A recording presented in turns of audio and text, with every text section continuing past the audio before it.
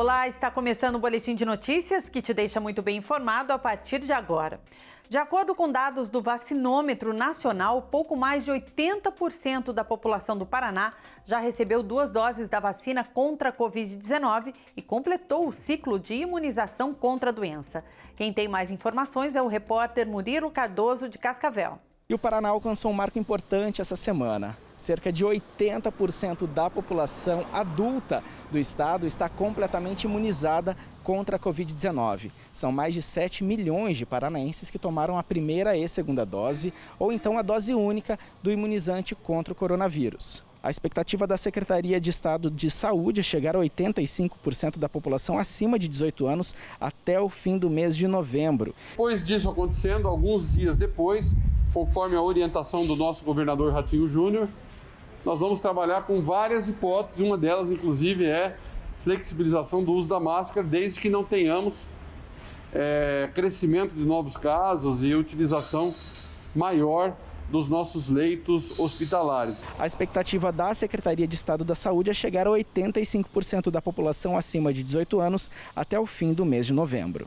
Neste momento, os adolescentes também estão sendo imunizados. O Paraná é um dos estados que mais vacinaram no país. São mais de 16 milhões de vacinas aplicadas. Apenas entre setembro e outubro foram 4,8 milhões de aplicações. Mesmo assim, a Secretaria de Saúde reforçou o pedido para que a população busque a segunda dose, porque cerca de 5% da população paranaense ainda não se vacinou. De Cascavel, Murilo Cardoso. As aulas estão retornando, mas os problemas da pandemia persistem para os professores da educação básica. Ansiedade e sobrecarga de trabalho são só alguns deles. Esse foi o cenário durante boa parte da pandemia. E essa distância da sala de aula deixou marcas nos professores. Uma pesquisa mostrou que pelo menos 50% deles estão sobrecarregados, desmotivados, ansiosos e cansados. A pesquisa ouviu 2.500 professores de todo o país, das redes municipais, estaduais e privadas. A gente teve ali um problema de acesso à educação e principalmente professores que davam aula para alunos das escolas públicas. Eles pontuavam como esse problema sendo ainda maior em comparação aos professores das escolas privadas. Para esse consultor pedagógico, a pandemia só aumentou um problema que já existia. Inicialmente, os professores eles já viviam esse cenário de desmotivação pré-pandemia, por conta nós diríamos assim, da desvalorização que existe dentro dessa categoria no país. O professor que realmente permanece motivado é aquele professor que tem a educação como propósito. E aí eu acredito que a pandemia ela deixou mais evidente essa desmotivação. Agora o cenário é diferente, mas somente o retorno das aulas presenciais pode não resolver um problema que já se instalou. A solução é adotar outras estratégias. Eles estão felizes em retornar para as escolas, para aula presencial, mas eles ainda não estão sentindo que os alunos estão interessados e motivados nos estudos. E o que os professores trazem é que uma estratégia que pode ser muito efetiva para motivar os alunos é a importância da família, do maior envolvimento da família na escola. E aí eu destaco não só o envolvimento das famílias, mas também de todos os atores que estão envolvidos na educação. A escola proporcionando momentos como esse, onde o profissional ele se sinta valorizado, ele sinta que tem alguém pensando nele, eu acredito que isso pode ajudar também a motivá-los mais, porque não adianta, a gente só vai conseguir ter alunos motivados a partir do momento que a gente tiver professores motivados. Foi o que essa diretora pedagógica fez. Nós temos um grupo de estudo na escola, então a gente se reunia, trocava ideia, foram ações que a nossa escola teve que reinventar, sabe?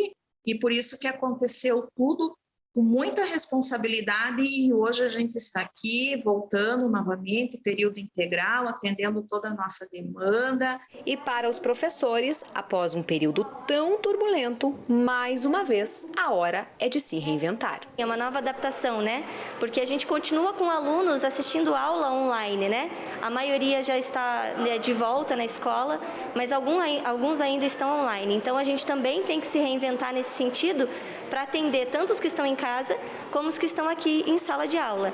Então, foi uma nova maneira de dar aula aqui, né, nesse retorno da pandemia. A gente fica muito feliz de poder retornar com os alunos, é muito melhor estar com eles, pertinho deles. A pandemia aumentou o número de casos de transtornos mentais no Brasil. É o que aponta um estudo da Universidade de São Paulo, em parceria com instituições de pesquisa de outros 11 países. Mas os especialistas lembram que há caminhos para reduzir o estresse e manter o equilíbrio do corpo e da mente. Medo do coronavírus, incerteza em relação ao futuro, isolamento social. Tudo isso fez com que aumentasse o número de brasileiros com transtornos mentais. Um estudo recente, realizado em 11 países e coordenado pela USP, mostrou que no auge da pandemia, o Brasil liderou os casos de depressão e ansiedade, seguido pela Irlanda e pelos Estados Unidos. Os resultados, de uma certa maneira, corroboram com o fato que a pandemia de Covid-19 tem se mostrado um evento traumático para muitas pessoas, levando ao aumento exponencial do sentimento de medo e estresse. Com a proposta de incentivar o autocuidado e reduzir o estresse, a Universidade de Brasília criou o projeto Meditacom, que une comunicação, yoga e meditação. É importante para a gente restabelecer a nossa saúde mental, buscar ter o autocuidado. Esse autocuidado pode vir com práticas simples, como, por exemplo, parar um pouco, prestar atenção na respiração, talvez meditar um pouquinho, fazer alguma prática restaurativa como o yoga. Tudo isso pode ajudar. Mas não foi só a saúde mental que sofreu com o isolamento social. Um estudo da Universidade Federal de Minas Gerais mostrou que no ano passado, 41% dos brasileiros sentiam dores na coluna, uma parte relacionada ao trabalho remoto. E para evitar esse problema, seguem algumas dicas. Primeiramente, não estenda a sua carga de trabalho. Trabalhe 8, 9 horas. Segunda dica é se preocupar com a sua postura de trabalho. Sempre que possível, rotacione os seus ombros para trás para fazer um alinhamento da sua coluna vertebral. E o terceiro ponto é se alimente bem. Prefira alimentos in natura e fuja daqueles industrializados e ricos em açúcar. Pesquisadores da Universidade Federal de Santa Catarina desenvolveram um equipamento para medir a concentração de CO2, o gás carbônico, em ambientes fechados.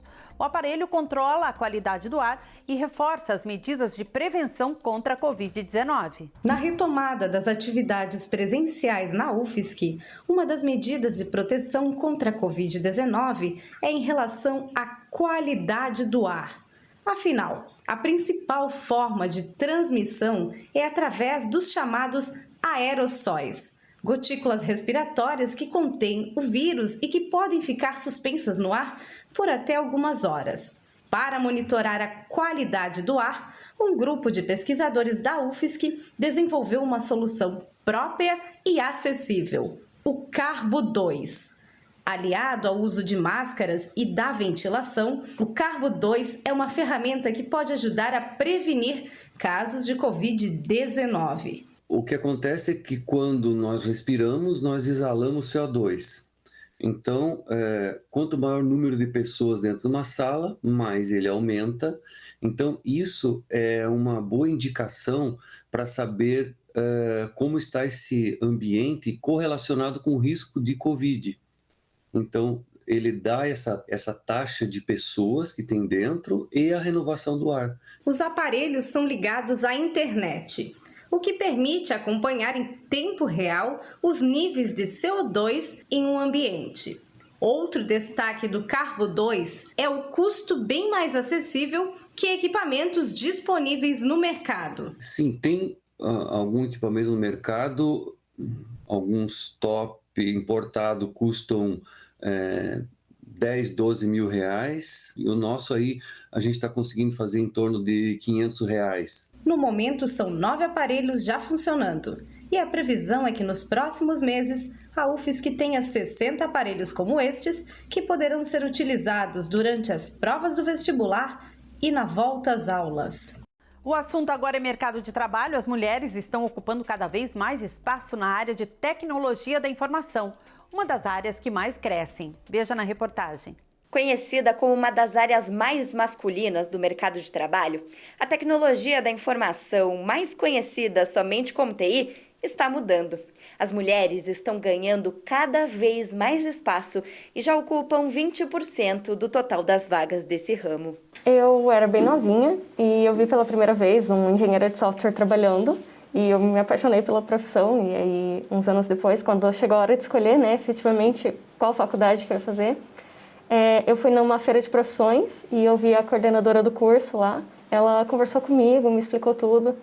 E eu pensei, puxa vida, é esse carinho que eu quero ter pela minha profissão. O número de mulheres no mercado de trabalho não intimida nem um pouco a Ana, que até gosta da ideia de poder ser pioneira. Ela acredita que o incentivo tem que acontecer desde muito cedo. Atualmente não tem muita participação de mulheres nesse ramo, mas eu acredito que as poucas que existem já são muitas.